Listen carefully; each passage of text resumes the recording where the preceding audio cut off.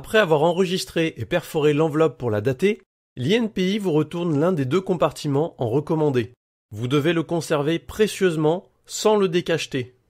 L'INPI conserve l'autre compartiment dans ses archives pendant une période de 5 ans, renouvelable une fois. Au-delà, elle est détruite, sauf si vous demandez sa restitution avant l'expiration de la période de conservation. Pour renouveler votre enveloppe avant le terme des 5 ans, vous devez payer 15 € et adresser votre demande par courrier à l'INPI. Vous devez préciser le numéro et la date de dépôt de votre enveloppe solo. À défaut, l'INPI ne peut traiter votre demande. N'oubliez pas de joindre un chèque à l'ordre de l'agent comptable de l'INPI. L'INPI vous adresse en retour un courrier précisant que le prolongement de l'archivage est accepté.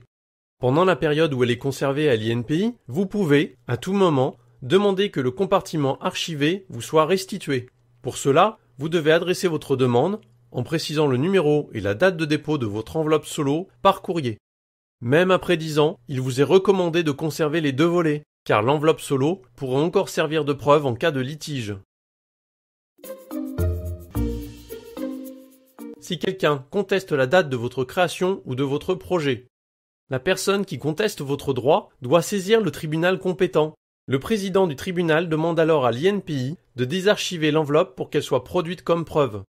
L'enveloppe peut aussi être ouverte à votre demande directement auprès de l'INPI. La présence d'un huissier permet de dresser un procès-verbal qui prouve le contenu de l'enveloppe. Si vous contestez la date d'une création ou du projet de quelqu'un, vous devez saisir un tribunal compétent.